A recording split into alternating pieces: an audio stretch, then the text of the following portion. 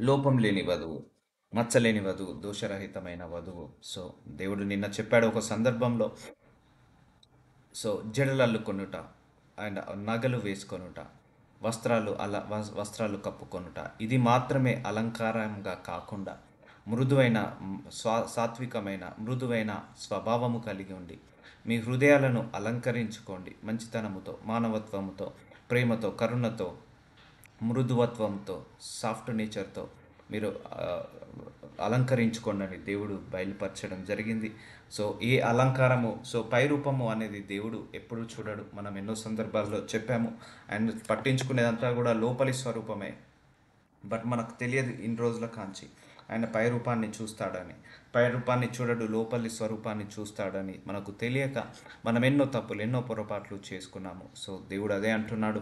సామ్యుయేలుతో ఒకరోజు మాట్లాడుతున్నాడు దేవుడు. సామ్యుయేలు, నేను నేను అతని రూపమును, అతని ఎత్తును పెట్టకుము. మనుషులు లక్ష్యపెట్టు వాటిని యెహోవా లక్ష్య పెట్టడు. సో మనుషులు ఏదైతే కేర్ చేస్తాడో దేవుడు దాన్ని కేర్ చేయడు. సో నేను అతన్ని త్రోసివేసి ఉన్నాను. మనుషులు పై రూపమును లక్ష్య పెట్టుదురు కానీ యెహోవా హృదయమును లక్ష్య పెట్టును. సో పై రూపాన్ని మాత్రం ఆయన అస్సలు చూడడండి. మనుషులు, భూలోకంలో ఉన్న మనుషులు పై రూపాన్ని చూస్తారు. ఇప్పుడు వివాహం చేసుకోవడానికి ఆ పెళ్లి చూపుల రోజు ఆ వరుడు ఏమి చూస్తాడు? పై రూపాన్నే కదా చూశాడు. అందంగా అలంకరించుకుందా లేదా, ముక్కు ఎలా ఉంది, మూతి ఎలా ఉంది, మోకం ఎలాగుంది, చేతికి ఏ వాచ్ పెట్టుకుంది, లేకపోతే నడక ఎలా ఉంది, నడవడిక ఎలా ఉంది. కానీ లోపల రూపము ఎవరికి యాక్సెస్ లేదు. ఇప్పుడు పైన ఎలా ఉన్నా కూడా లోపల మనం గ్రహించలేము ఎవరి ఆలోచనలు ఎలా ఉన్నాయో, ఎవరి తలంపులు ఎలా ఉన్నాయో. కానీ దేవుడు ఒక్కడే గ్రహించగలుగుతాడు. సో అందుకే మన పై రూపము కంటే లోపలి రూపాన్ని మనము ఎప్పుడు కూడా శుభ్రంగా ఉంచుకోవాలని కోరుకోవాలి. పవిత్రంగా, పరిశుద్ధంగా ఉంచుకోవాలని కోరుకోవాలి. మన నడినెత్తి నుంచి అరి కాళ్ళ వరకు మన ఇన్నర్ పార్ట్ ఆఫ్ బాడీని ఇమ్మము కంటే తెల్లగా మార్చుకోవాలి. ఇస్సోపుతో కడగమని దేవుణ్ణి అడగాలి. ప్రార్థన వాక్యము మాత్రమే మన ఇన్నర్ పార్ట్ ఆఫ్ బాడీని ప్యూరిఫై చేయగలుగుతుంది.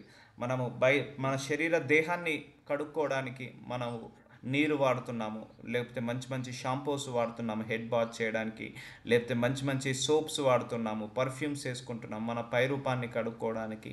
అలాగే మన లోపలి రూపం కడుక్కోవాలంటే అది వాక్యము, ప్రార్థన. సో ఇవి రెండింటి వల్లనే అది ప్యూరిఫై అవుతుంది. సో చాలామంది పై రూపాన్ని అందంగా ఉంచుకోవాలని చూస్తారు, కానీ లోపల రూపాన్ని ఎవరు అందంగా ఉంచుకోవాలని చూడరు. కొంతమంది పైకి చాలా బాగా కనపడతారు, కానీ లోపలంతా కూడా కుళ్ళుతో, అసూయతో ఉంటారు. సో అది దేవుడికి నచ్చని గుణాలు. సో పైకి మాత్రం చాలా బాగుంటారు, అందంగా కనపడతారు, కానీ లోపలంతా ద్వేషమే, లోపలంతా అసూయనే, లోపలంతా కోపమే, లోపలంతా పగనే, లోపలంతా కూడా శపించే గుణము. సో మంచి గుణము కాదు. సో అలాంటి దేవుడు అలాంటి వాళ్ళను పై రూపాన్ని చూడలు, లోపలి రూపాన్ని మాత్రమే ఆయన పసిగడతాడు. ఎందుకంటే ప్రతి ఒక్క నరమానవుడి యొక్క హృదయం ఆయనకు తెలుసు. ప్రతి ఒక్క నరమానవుడి యొక్క తలంపులు తెలుసు. ప్రతి ఒక్క నరమానవుడి యొక్క ఆలోచనలు ఆయనకు తెలుసు. కాబట్టి నీ ఆలోచనలు, మన తలంపులు, మన యొక్క మనస్సు, మనస్సాక్షి, వీటన్నిటిని మనము కాపాడుకోవాలి. సో దేవుడి దృష్టికి ఏది న్యాయమో, ఏది అన్యాయమో మనము గ్రహించాలి. ఏది కరెక్టో, ఏది కరెక్ట్ కాదో మనము ఆలోచించాలి. ఆయన అంటున్నాడు, నీ హృదయము నాకు కావాలి, నీ హృదయంనే నేను లెక్క పెడతాను. సో మనల్ని ఆశీర్వదించబడేటప్పుడు ఆ హృదయము చూసి ఆశీర్వదిస్తాడు. మనం ఎత్తబడే గుంపులో ఆ శుద్ధ హృదయం ఉన్న వాళ్ళే ఎత్తబడే గుంపులో ఉండి ఆయన వివాహ మహోత్సవానికి పెళ్లి కూతురులాగా నిలబడతారు, పెళ్లి కూతురు వరుసలో నిలబెడతారు. సో కాబట్టి మనము మచ్చలేని వధువు కావాలంటే ఫస్ట్ మన హృదయాన్ని మార్చుకోవాలి. మన హృదయంలో ఎలాంటి మచ్చలు లేకుండా, ఎలాంటి లోపం లేకుండా, ఎలాంటి దోషాలు లేకుండా చూసుకోవాలి, ప్రార్థించుకోవాలి. ఈ అన్ని అంశాల గురించి, అయ్యా నన్ను మచ్చలేని వధువులాగా మార్చునైనా, నేను ఆశపడుతున్నాను. వద్దు నాయనా, నాకు ఈ అసూయ వద్దు. వద్దు నాయన, నాకు ఈ కోపం వద్దు, ఈ ద్వేషం వద్దు, ఈ పగ వద్దు, ఈ ప్రతీకారం వద్దు. లార్డ్, నా మనస్సుని ఫ్రీ చేయండి, నా ఆలోచనలను ఫ్రీ చేయండి. అయ్యా ప్రభువా, నీకు విరుద్ధంగా కూడా నేను ఆలోచించద్దు, నీకు విరుద్ధంగా కూడా నేను తప్పు చేయొద్దు. మనం దేవుడికి విరోధంగా ఆలోచించినా కూడా అప్పుడే మనం పాపం చేసినట్టు అండి. సో కాబట్టి మనము వీటి గురించి ఎక్కువగా ప్రార్థించుకోవాలి. అందుకే దేవుడు పదే పదే చెప్తున్నాడు, వీటన్నిటిని ప్యూరిఫై చేసుకో. వాక్యం వెంబడి వాక్యము, వాక్యం వెంబడి వాక్యము ఆయన ఇచ్చి మనందరినీ కూడా ప్యూరిఫై చేస్తున్నాడు. ప్యూరిఫికేషన్ ప్రాసెస్లో ఉన్నాము మనందరము కూడా. మనము శుద్ధీకరణ ప్రాసెస్లో ఉన్నాము.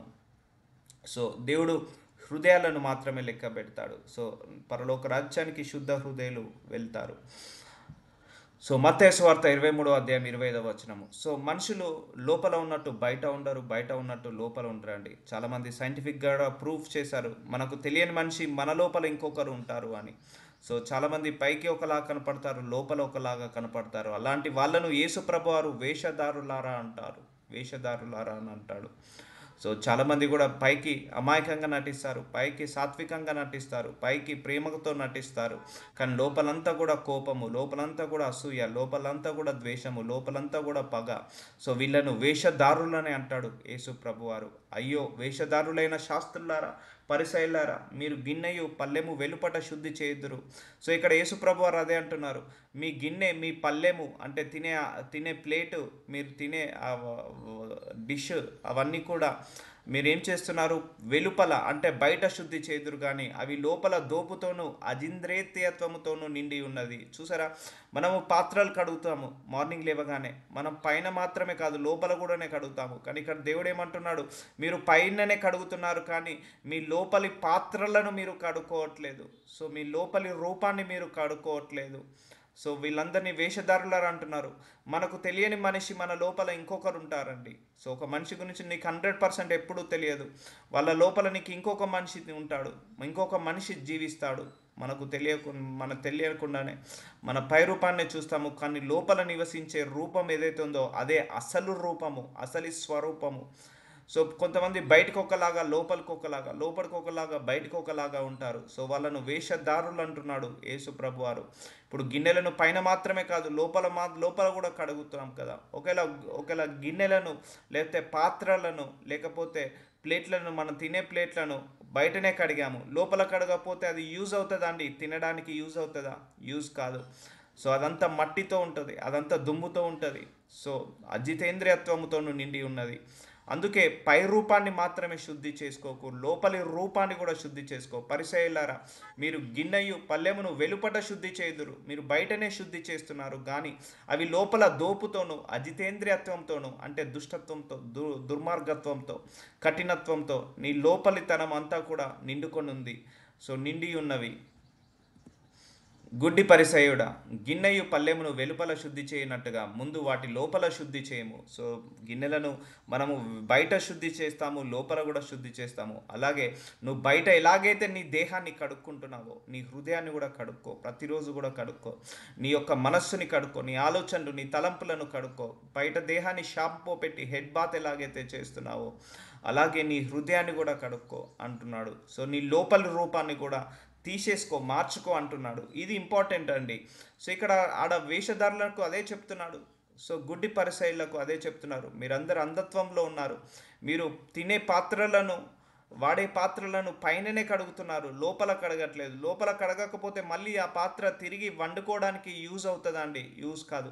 ఒక ప్లేటు తిన్నాము మనము, మళ్ళీ ఆ ప్లేటుని బయటనే కడిగాము, ఆ తిన్న ప్లేటు లోపల కడగలేదు. మళ్ళీ మనము ఆ తినడానికి అది ఉపయోగపడుతుందా ప్లేటు? లేకపోతే ఒక ఆహార పదార్థము వండే గిన్నె తీసుకుందాము, ఒక గిన్నె, దాన్ని వండిన తర్వాత పైనే కడిగాము, లోపల కడగలేదు. అది మళ్ళీ ఆహార పదార్థానికి వండడానికి ఉపయోగపడుతుందా? ఉపయోగపడదు. కాబట్టి మీరు బయట మాత్రమే కడుక్కోకండి, లోపల కూడా మీ ఇన్నర్ పార్ట్ ఆఫ్ బాడీని కూడా మీరు శుద్ధీకరించుకోండి. గుడ్డి పరిసయ్యుడా, సో వీళ్ళందరినీ గుడ్డి వాళ్ళారా మీరు అంటున్నారు. గిన్నెయు పల్లెమును వెలుపల శుద్ధి చేయనట్టుగా ముందు వాటి లోపల శుద్ధి చేయము.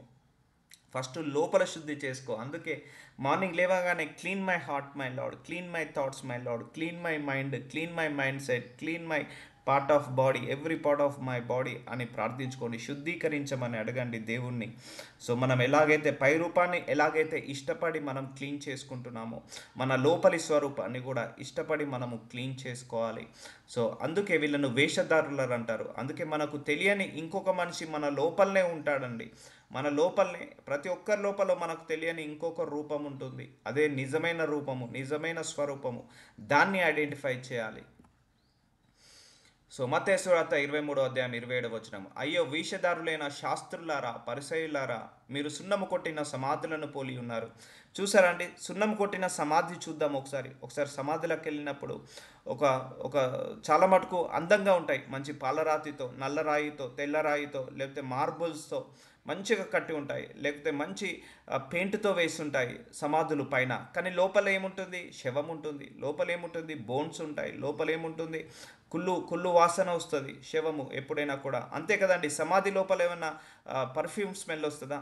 ఇప్పుడు సమాధి, ఎవరైనా ఒక మనిషి చనిపోయాడు, సమాధి కట్టాడు, ఆ సమాధి పైన రాళ్ళు పెడతాడు, ఆ మనిషి శవం పైన రాళ్ళు పెడతారు, ఆ రాళ్ళు వేసి మంచిగా డెకరేట్ చేస్తారు ఫ్లవర్స్తో, మంచిగా ఏంటిది మార్బుల్ స్టోన్స్తో, వైట్ స్టోన్స్తో, లేకపోతే పాలరాయితో మంచిగా ఆ సమాధులను కడతారు, డిజైన్ చేస్తారు, మళ్ళీ వాటిపైన పేరు రాస్తారు, ఫోటో పెడతారు.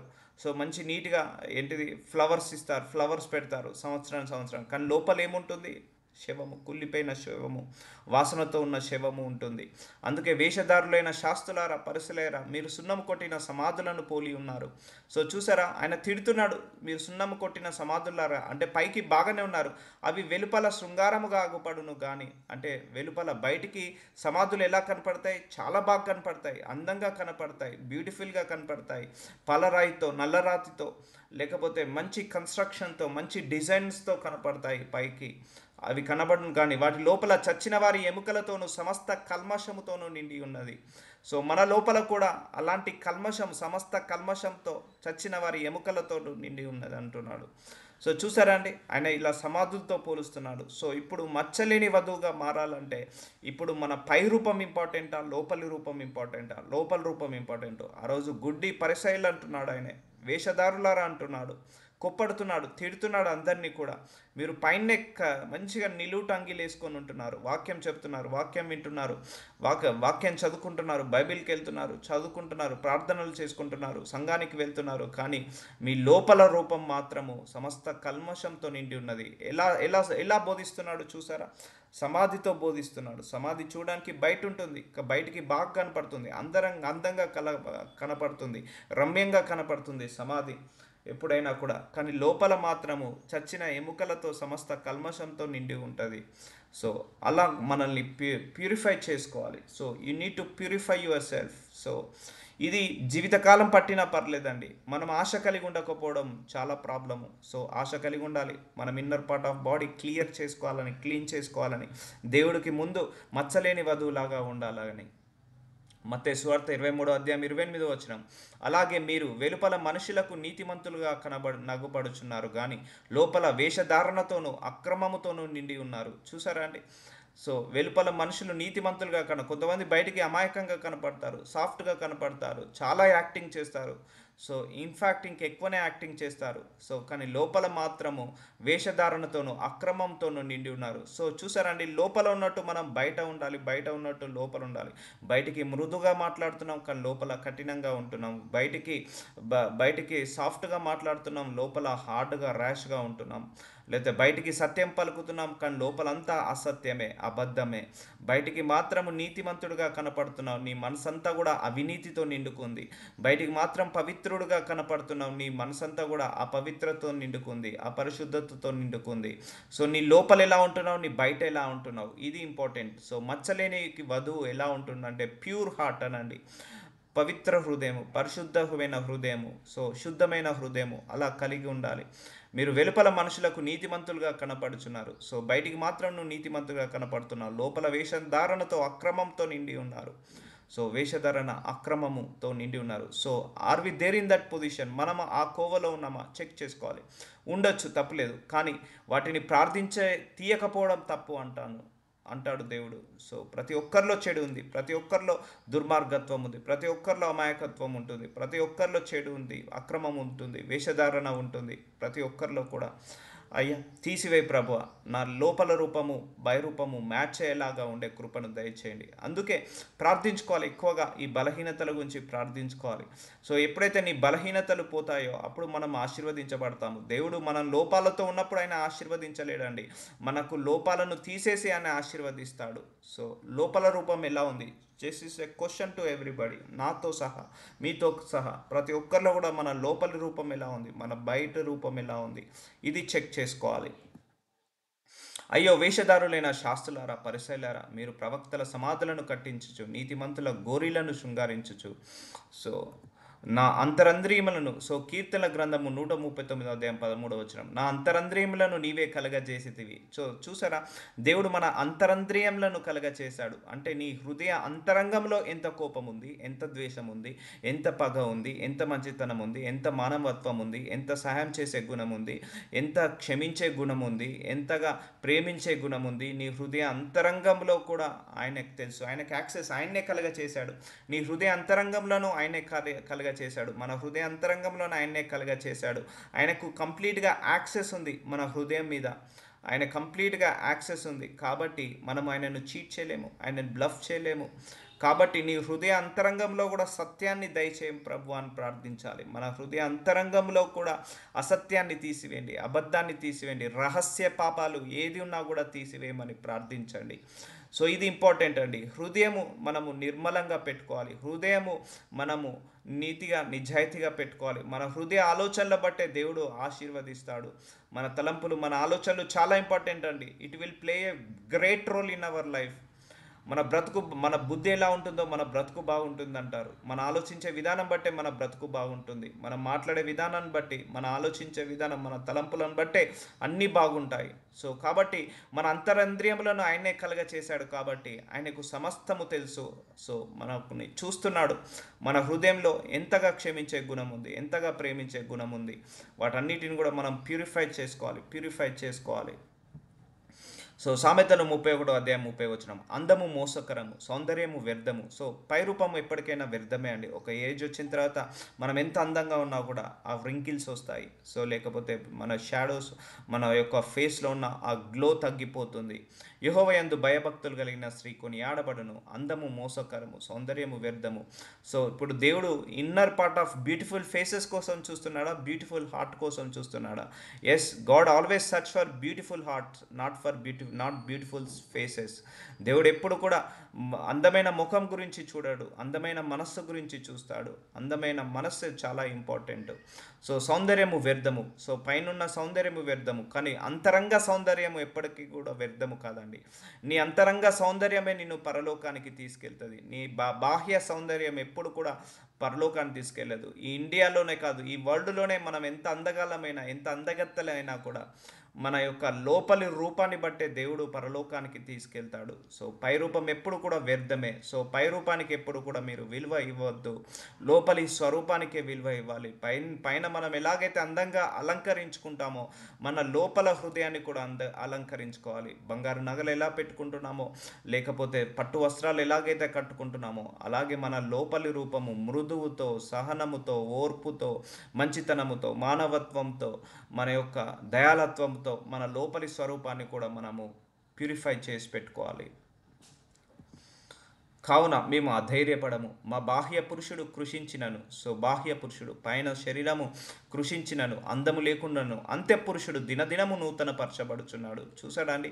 2 కొరింథీయులకు రాసిన 4వ అధ్యాయం 16వ వచనంలో అంత్య పురుషుడు దినదినమున నూతన పరచబడుచున్నాడు. మన లోపల ఉన్న స్వరూపము ప్రతిరోజు కూడా మార్చుకోవాలి, బలపరచుకోవాలి, మనల్ని మనము బలపరచుకోవాలి.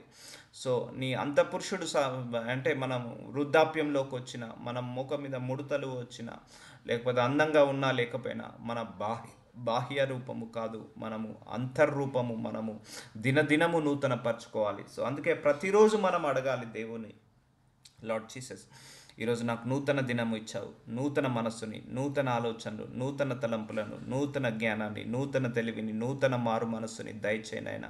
అయ్యా, నా లోపల ఎలాంటి లోపాలు, ఎలాంటి బలహీనతలు, ఎలాంటి దోషాలు, ఎలాంటి పాపాలు మీకు విరోధంగా కనిపిస్తే వాటన్నిటిని తీసివేయి ప్రభువా. నీ సహాయము కోరుకుంటున్నానయ్యా. వాటన్నిటిని తీసేసే శక్తి అయితే నాకు లేదు నాయనా. నా హృదయ అంతరంగంలో ఉన్న అబద్ధాన్ని, నా హృదయ అంతరంగంలో ఉన్న అపరిశుద్ధతను, నా హృదయ అంతరంగంలో ఉన్న అపవిత్రతను తీసివేయనైనా. నీ ముందు నేను మచ్చలేని వధువులాగా ఉండాలి, మచ్చలేని మనిషిలాగా, దోషం లేని వధువులాగా, లోపం లేని వధువులాగా నిలబడాలని నేను కోరుకుంటున్నానయ్యా. నాకు సహాయం చేయి ప్రభువా. సో ఇలా ప్రార్థించాలి, దేవుడికి సహాయం చేయమని అడగాలి. ఎందుకంటే మనల్ని మనము మార్చుకునే శక్తి లేదు. సో మన పైరూపాన్ని మాత్రం మనము మేకప్ వేసుకోవచ్చు, ప్లాస్టిక్ సర్జరీ చేసుకోవచ్చు, ఏదైనా చేసుకోవచ్చు, ఎలాగైనా మార్చుకోవచ్చు. లేకపోతే కానీ లోపల రూపానికి మనం మేకప్ వేయలేము. సో మనం ప్లాస్టిక్ సర్జరీ చేసుకోలేము. అది ప్లాస్టిక్ సర్జరీ చేయాలంటే దేవుడే. నూతన హృదయం ఇవ్వాలన్నా దేవుడే. కఠిన హృదయాన్ని తీసేసి మాంసపు హృదయాన్ని ఇవ్వాలన్నా దేవుడే. సో కాబట్టి పై రూపాన్ని కాదు, లోపలి స్వరూపం మనం ఎలా ఉండాలి, నూతన పరచుకోవాలి, ప్రతిరోజు నూతన పరచుకోవాలి. So God always search for beautiful heart, not beautiful faces. So 2 కొరింథీయులకు రాసిన 4:17 మేము దృశ్యమైన వాటిని చూడక అదృశ్యమైన వాటిని నిదానించి చూచుచున్నాము. చూసారా అండి? సో గనుక క్షణమాత్రముండు మా చులకని శ్రమ మా కొరకు అంతకంతకు ఎక్కువగా నిత్యమైన మహిమ భారము కలగజేయుచున్నది. సో మన పైరూపము కనపడుతుంది. అవును, హెయిర్ సరిగా దువ్వకపోయినా కనపడుతుంది, అండ్ ముఖము సరిగా లేకపోయినా కనపడుతుంది.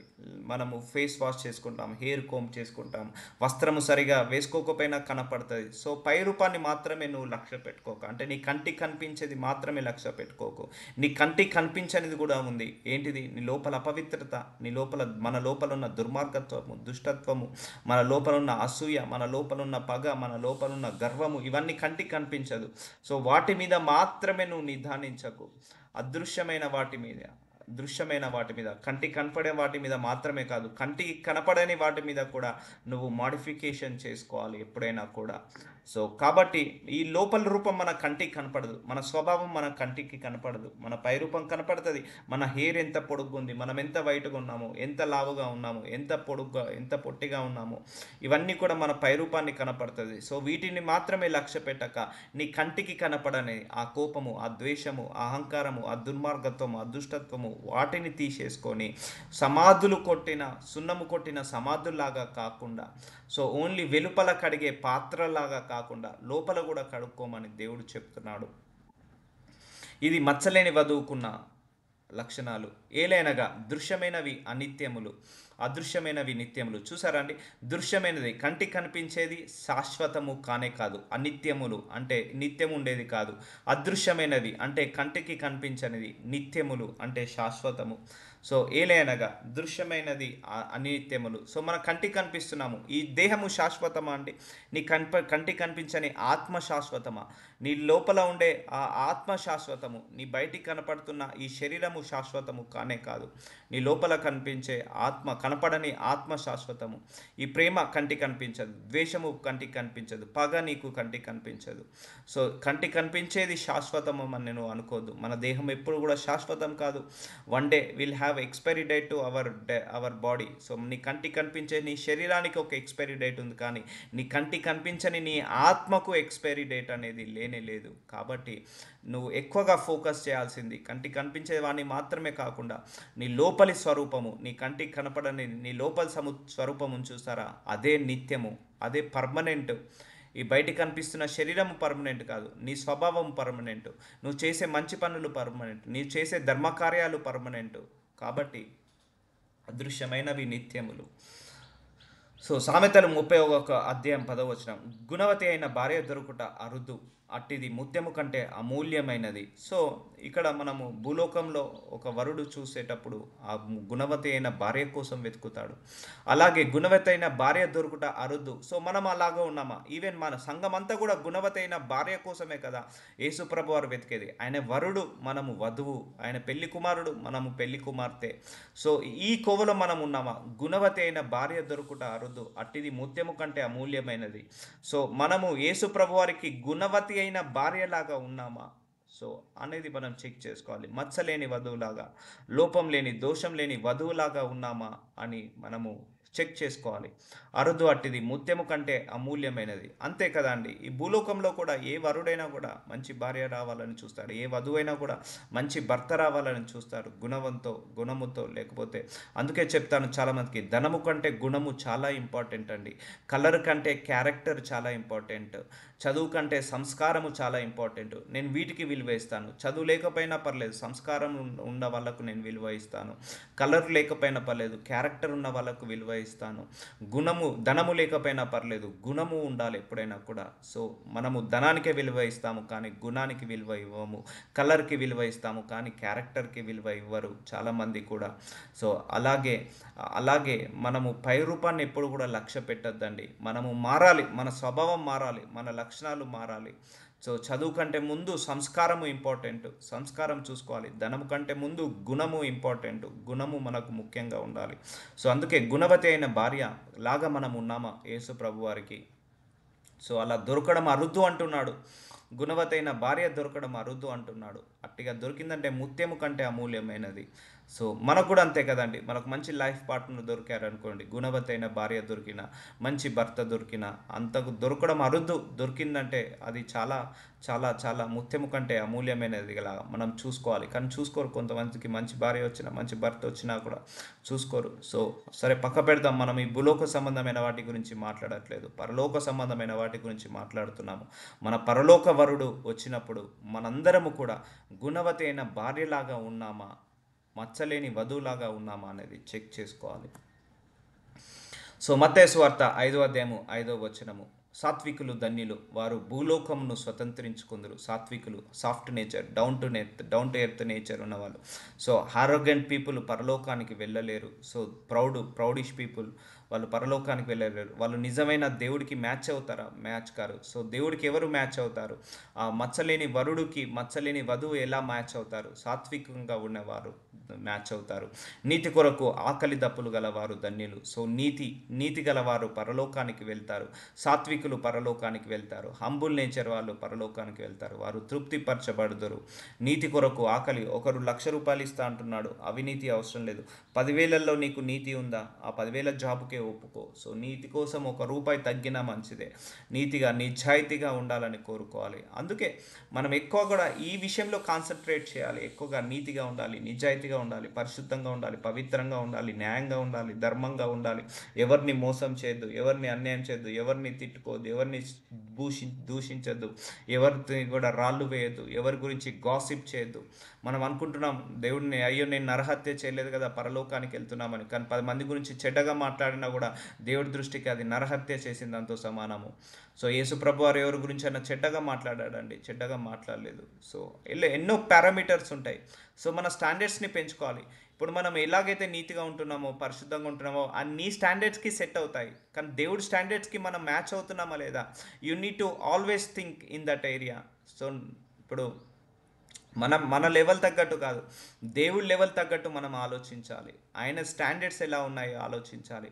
ఇప్పుడు పాత నిబంధనలు ఏముంటుంది? నువ్వు వ్యభిచారం చేయొద్దని ఉంటుంది. కానీ కొత్త నిబంధనలో నువ్వు వ్యభిచారం చేయాల్సిన అవసరం లేదు. పరాయి స్త్రీని, పరాయి పురుషుని మోహపుతూ చూపుతో చేసినట్టే అంటాడు. చూసారు, ఆయన స్టాండర్డ్ పెంచాడా లేదా? అక్కడేమో చేస్తే తప్పన్నాడు, ఇక్కడైతే చూస్తే కూడా తప్పన్నాడు.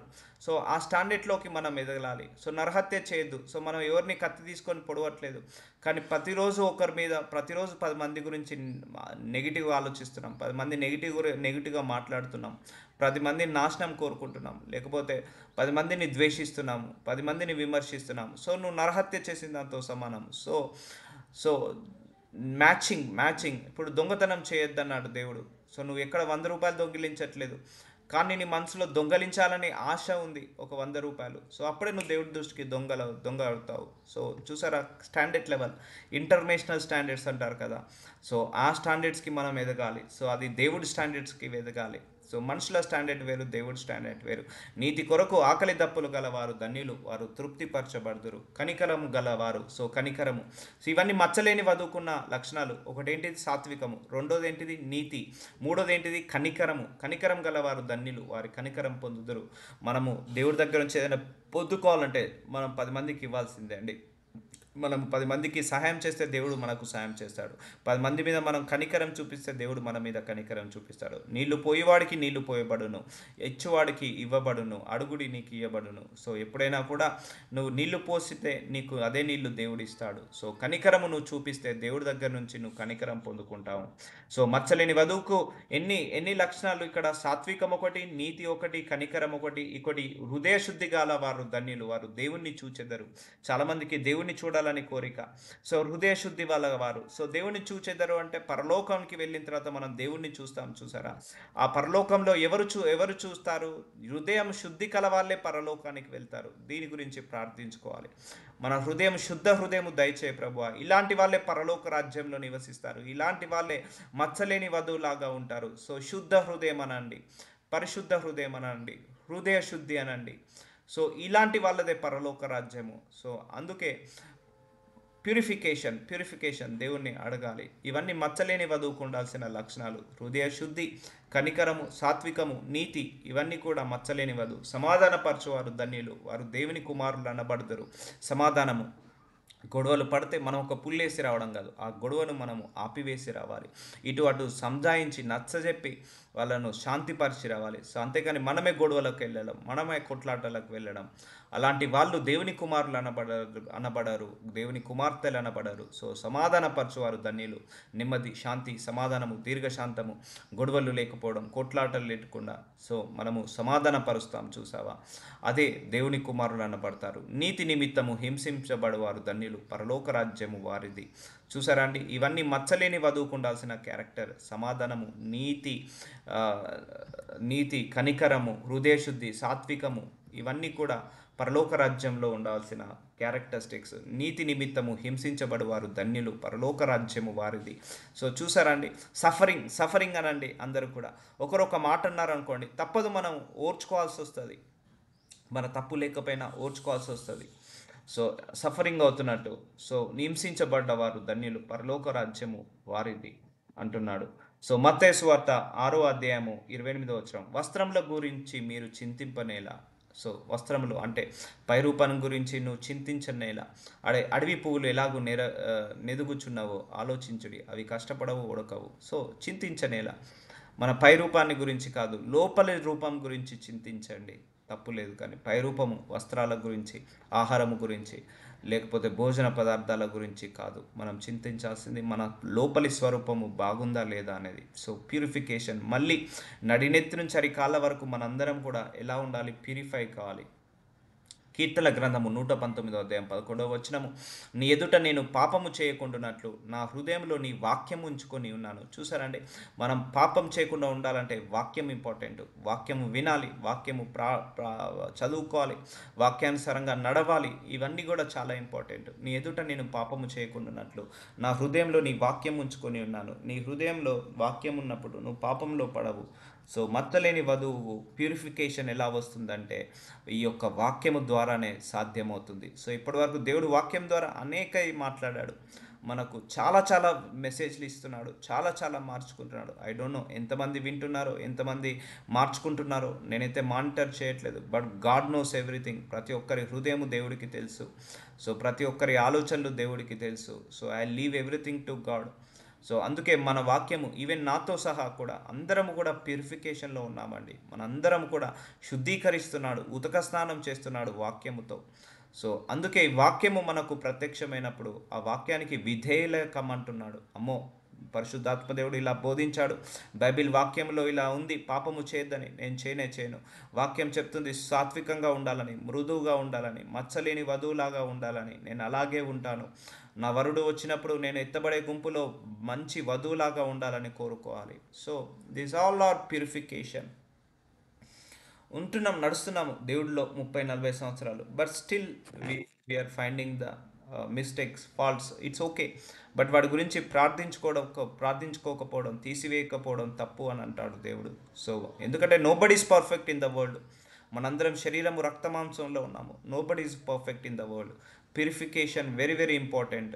అండ్ మనందరం కూడా ఫిల్టర్ వాటర్ ఎలాగ తాగుతామో, ఫిల్టర్ కాఫీ ఎలాగైతే తాగుతామో, అలాగే మనం కూడా లోపల హార్ట్ ఫిల్టర్ చేయాలి.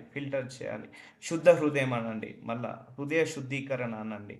సో ఇవన్నీ కూడా ముఖ్యము. సో హృదయ శుద్ధి వాళ్ళ వారు ధన్యులు. అందుకే నేను ఎప్పుడు కూడా దేవుడి సేవ కూడా శుద్ధ హృదయంతో చేయాలి. అందరూ దేవుడి సేవ చేయాలంటే డబ్బు కావాలంటారు, దేవుడి సేవ చేయాలంటే అవి కావాలి, ఇవి కావాలి, ఒక హాల్ కావాలంటారు. బట్ దేవుడి సేవ చేయాలంటే నేను దేవుడికి ప్రార్థించేది, నాకు శుద్ధ హృదయాన్ని దయచే ప్రభువా, ఎలాంటి మచ్చలేని హృదయంతో నేను నీ సేవ చేయాలి. ఎందుకు సేవ అనేది ఏంటిది? మంచి పని, మంచి కార్యము దేంతో చేస్తాము? మంచి మనసుతో చేయాలి. మంచి పనులు ఎప్పుడు కూడా మంచి మనసుతో చేయాలి. ఇప్పుడు 10 మందికి భోజనం పెడుతున్నాము, అది 10 మందికి భోజనం పెట్టేది మంచి కార్యమా కాదా? ఆ 10 మందికి భోజనాన్ని నువ్వు కఠిన హృదయంతో పెడుతున్నావు అనుకో, అది కరెక్ట్ కాదు. కోపంతో పెడుతున్నావు 10 మందికి భోజనము, 10 మందికి అనాథ పిల్లలకు భోజనం పెడుతున్నావు, కోపంతో పెడుతున్నావు, అసహించుకొని పెడుతున్నావు, ద్వేషంతో పెడుతున్నావు, కఠిన హృదయంతో పెడుతున్నావు. ఆ మంచి కార్యము, సో ఎప్పుడైనా దేవుడి సేవ మంచి కార్యము మంచి హృదయంతో చేయాలి. చారిటీ మంచి మంచి కార్యము మంచి హృదయంతో చేయాలి, శుద్ధ హృదయంతో చేయాలి. So do not expect anything from anyone. ఎవరి దగ్గర నుంచి ఏమీ ఎక్స్పెక్ట్ చేయకూడదు. మనము మంచి హృదయంతో, నిర్మలమైన హృదయంతో, కల్మషం లేని హృదయంతో, పవిత్ర హృదయంతో, శుద్ధీకరణ హృదయంతో చేయాలి. నేను అదే కోరుకుంటా, దేవా నీ సేవ మాత్రం నేను శుద్ధ హృదయంతో చేయాలయ్యా. ఎలాంటి కల్తీ లేకుండా, ఎలాంటి అపవిత్రత లేకుండా, ఎలాంటి మచ్చ లేకుండా, ప్యూర్ హార్ట్తో నీ సేవ చేయాలి. శుద్ధీకరణ హృదయంతో, హృదయ శుద్ధితో నేను నీ సేవ చేయాలి. సో ఇది ఇంపార్టెంట్ అండి. ఏ చేసినా అంతే. ఇప్పుడు 10 మందికి మనం పిలిచి భోజనాలు పెడుతున్నాము. సో వాళ్ళతో ప్రేమతో పెడతామా, కసురుకుంటా పెడతామా, అసూయతో పెడతామా, లేకపోతే ద్వేషంతో పెడతామా, పగతో పెడతామా? అలా పెడితే అది ముట్టుతుందా? అలా పెడితే అది కరెక్టా, సరైనదా? కాదు. సో మనం చేసే ప్రతి మంచి పని కూడా మంచి మనసుతో చేయాలి. నువ్వు మంచి మనసుతో ఏది చేసినా కూడా అది మంచి జరుగుతుంది. సో మంచిగానే మారుతుంది. కాబట్టి నీ ఎదుట పాపము చేయకున్నట్లు హృదయంలో నీ వాక్యం ఉంచుకొని ఉన్నాను. మన హృదయంలో పాపం ఉండద్దు, మన హృదయంలో కోపం ఉండద్దు, మన హృదయంలో ద్వేషం ఉండద్దు, మన హృదయంలో పగ ఉండద్దు, మన హృదయంలో అసూయ ఉండద్దు, మన హృదయంలో కల్మషం ఉండద్దు, మన హృదయంలో అపవిత్రత ఉండద్దు, మన హృదయంలో అపరిశుద్ధత ఉండద్దు, మన హృదయంలో ఇతరులను శపించుకోవద్దు, మన హృదయంలో ఎప్పుడు కూడా అన్ఫర్గివ్నెస్ ఉండకూడదు, ఫర్గివ్నెస్ ఉండాలి. సో అది వాక్యం వల్లనే సాధ్యం అవుతుంది. కొలసీలకు రాసిన 3వ అధ్యాయం 12వ వచనం, కాగా దేవుని చేత ఏర్పరచబడిన వారును. సో మనందరం కూడా దేవుడి చేత ఏర్పరచబడ్డాము. ఎందుకు? ఆ పరలోక రాజ్యంలో నిత్య నివాసము చేయడానికి, ఆ ఎత్తబడే గుంపులో మనల్ని ఉంచడానికి, మనందరినీ కూడా పరిశుద్ధీకరించి పరిశుద్ధులను ప్రియులైన వారికి తగ్గినట్లుగా మీరు జాలిగల మనస్సును, దయాలత్వము, వినయమును, సాత్వికము, దీర్ఘశాంతమును ధరించుకొనుడి. ఇవన్నీ మచ్చలేని వధువుకి ఉండాల్సిన లక్షణాలు. మనందరినీ పిలుచుకొని ఆయన ఏం చేస్తున్నాడట? పరిశుద్ధులుగా మారుస్తున్నాడట, ప్రియములైన వారికి తగినట్లుగా. సో మనందరికీ జాలిగల మనస్సు పెడుతున్నాడట, దయాలత్వమును పెడుతున్నాడట, వినయమును పెడుతున్నాడట, సాత్వికమును పెడుతున్నాడట, దీర్ఘశాంతమును ధరించుకొనుడి. సో ఇవన్నీ కూడా మచ్చలేని వధువుకు ఉండాల్సిన లక్షణాలు, స్పాట్లెస్ బ్రైడ్కి ఉండాల్సిన లక్షణాలు చెప్తున్నాడు ఇవన్నీ కూడా. ఎందుకంటే ఈ దయాలత్వము ఏసైలో ఉన్న గుణము, జాలి దేశైలో ఉన్న గుణము, వినయము ఏసైలో ఉన్న గుణము, సాత్వికము ఏసైలో ఉన్న గుణము, దీర్ఘశాంతము ఏసైలో ఉన్న గుణము, ఇవన్నీ కూడా వరుడిలో ఉన్న గుణము. ఈ గుణమంతా కూడా వధువులో పెట్టేసి ఆ ఎత్తబడే గుంపులో ఉంచాలని, ఆ రెండో రాకడ సమయానికి మనల్ని ఆయన లక్ష్యంలో నిలబెట్టుకోవాలని చూస్తున్నాడు. సో ఇవి ఇంపార్టెంట్. మచ్చలేని వధువుకి జాలిగల మనస్సు, దయాలత్వము, వినయము, సాత్వికము, దీర్ఘశాంతము. సో ఎవడైనా తనకు హాని చేసేనని ఒకడు అనుకున్న ఎడల ఒకనికొకడు సహించుచు ఒకనికొకడు క్షమించుడి. క్షమించే హృదయము. ప్రభు మిమ్మును క్షమించలాగున మీరును క్షమించుడి. సో క్షమించాలి. కీడుకి ప్రతి కీడు చేయొద్దు, చెడుకి ప్రతి చెడొద్దు. వాడు 2 మాటలు అన్నాడు, నేను 4 మాటలు అంట. వాళ్ళు 8 అన్నారు, నేను 80 అంట. వాళ్ళు 4 అన్నారు, నేను 40 మాటలు అంట. సో కీడుకి ప్రతి జస్ట్ ఫర్గివ్నెస్. సో మచ్చలేని వధువుకు ఉండాల్సిన క్యారెక్టర్ ఏంటిది? ఫర్గివ్నెస్, క్షమించే హృదయం ఉండాలి. వీటన్నిటిని పరిపూర్ణకు అనుబంధమైన ప్రేమను ధరించుకొనుడి. సో మచ్చలేని వధువుకు ఉండాల్సిన ఇంకొక క్యారెక్టరిస్టిక్స్ ప్రేమ అనే గుణం ఉండాలి. సో ఎన్ని చెప్తున్నాడో చూసారా? మచ్చలేని వధువుగా నువ్వు నిలబడాలంటే ప్రేమ ఉండాలి, కరుణ ఉండాలి, సాత్వికం ఉండాలి, సమాధానం ఉండాలి, శాంతి ఉండాలి, దయాలత్వం ఉండాలి, మంచితనం ఉండాలి, సహాయం చేసే గుణం ఉండాలి. ఇవన్నీ కూడా మచ్చలేని వధువుకు ఉండాల్సిన లక్షణాలు. అనుబంధమైన ప్రేమను ధరించుకొనుడి. సో ప్రేమ కష్టం మన వల్ల కాదు. సో మన కుటుంబ సభ్యులనే ప్రేమించలేము, ఇక మనల్ని మన ఇంకా పొరుగువారిని ఏం ప్రేమిస్తాము? సో ప్రేమ అనేది చాలా ఇంపార్టెంట్ దేవుడి దృష్టికి. ప్రేమ లేకపోతే మనిషే లేడంటాడు, దేవుడే లేడంటాడు. సో ప్రేమ అనేది దేవుడికి ఒక సహజ రూపము, ప్రేమ స్వరూపి అంటారు ఆయనను. క్రీస్తు అనుగ్రహించు సమాధానము మీ హృదయములలో ఏలుచుండనీయుడి. ఇది ఇందుకొరకే మీరు ఒక్కొక్క శరీరంగా పిలువబడతారు. సో మనందరం బట్టి ఏంటిది? ఏక శరీరము అనండి. మనందరము ఇందుకొరకే మీరు ఒక్క శరీరంగా పిలువబడతారు మరియు కృతజ్ఞతులై ఉండుడి. సో మనందరం కూడా ఏక శరీరంగా ఉండాలని పిలువబడ్డాము. సో మనందరం కూడా ఏక శరీరం అంటే వధువు. మనందరం కూడా వధువా కదా? ఈ సంఘమంతా వధువా కదా? వధువు. సో మనంతా పెళ్లి కుమార్తెలము, ఆయన పెళ్లి కుమారుడు. మనందరము ఏకమవుతాము ఆయనకు. సో ఎత్తబడే గుంపులో మనందరం ఒకేలాగా నిలబడతాము. సో అక్కడ no partiality, no caste feeling, no religion feeling, no white, no black, అంతా సమానమే పరలోకంలో. సో మనందరినీ కూడా పిలుచుకున్నాడు, పరిశుద్ధపరుస్తున్నాడు. మన లోపల ఏ గుణాలు లేవో ఆ గుణాలతో మాట్లాడుతున్నాడు. ఈ గుణాలు నాకు కావాలి, ఈ గుణాలు నాకు కావాలి. ఆయన స్వరూపం వచ్చే వరకు ఆయన మనతో మాట్లాడుతూనే ఉంటాడు. సో మనం ఎంత ప్యూరిఫికేషన్ చేసుకుంటామో అంత తొందరగా మనము మార్చుకోవాల్సి వస్తుంది. సో ఆదికాండం 1:27 దేవుడు తన స్వరూపమందు నరుణ్ణి సృజించెను, దేవుని స్వరూపమందు వాణ్ణి సృజించెను. సో దేవుడి స్వరూపం అయితే ఇచ్చాడు మనకు, అంటే ఆయన రూపాన్ని ఇచ్చాడు, ఆయన యొక్క కళ్ళు, చెవులు, ముక్కు అన్నీ ఇచ్చాడు. సో స్వరూపము ఆయనలాగా ఉందా? ఆయన స్వరూపము దైవ స్వరూపము. ఆయన స్వరూపము, ఆయన రూపంలో ఏముంది? ప్రేమ ఉంది, కరుణ ఉంది, కృప ఉంది, దయ ఉంది, వాత్సల్యం ఉంది, మంచితనం ఉంది, మానవత్వం ఉంది. ఎలాంటి అపవిత్రత లేదు, ఎలాంటి అపరిశుద్ధత లేదు, ఎలాంటి అవినీతి లేదు, ఎలాంటి దుష్టత్వం లేదు. సో ఏమీ లేదు. సో ఆ స్వరూపాన్ని మనకి ఇచ్చేసాడు. అందుకే పుట్టుకతోటి ఎవరు చెడ్డవాడు కాదంటారు. సో పెరుగుతుండగా మనిషి మూర్ఖుడుగా మారుతున్నాడు. పెరుగుతుండగా మనిషి అపవిత్రుడుగా, అపరిశుద్ధుడుగా మారుతున్నాడు, లంచగొండిగా మారుతున్నాడు, అండ్ వ్యసనపరుడుగా మారుతున్నాడు. సో దేవుడు తన స్వరూపమందు నరుని ఆయన స్వరూపాన్ని ఇచ్చేశాడట మనకు. దేవుని స్వరూపమందును వాణ్ణి సృజించను. రూపము, స్వరూపము రెండు ఆలోచిద్దాం. రూపం అంటే మన పైరూపం, 2 కాళ్ళు, 2 చేతులు, ముక్కు, కళ్ళు, చెవులు, ఇదంతా కూడా రూపము. స్వరూపము ఆయన యొక్క స్వభావము, ఆయన మంచితనము, ఆయన గుణము, ఆయన లక్షణం. ఇప్పుడు 3 సంవత్సరాల పాపను చూద్దామండి, బాబుని చూద్దాము.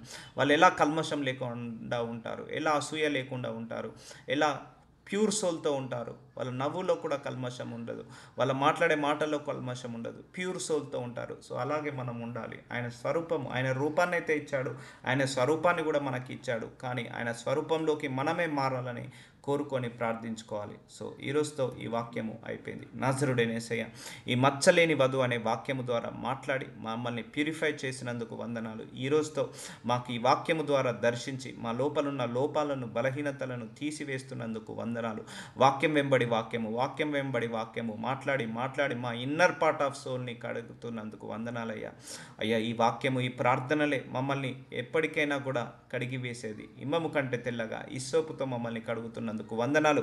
మా హృదయ అంతరంగములో సత్యాన్ని కోరుకుంటున్నావయ్యా.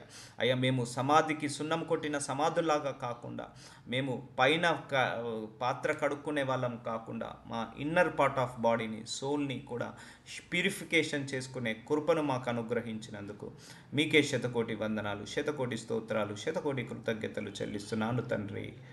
ఆమెన్.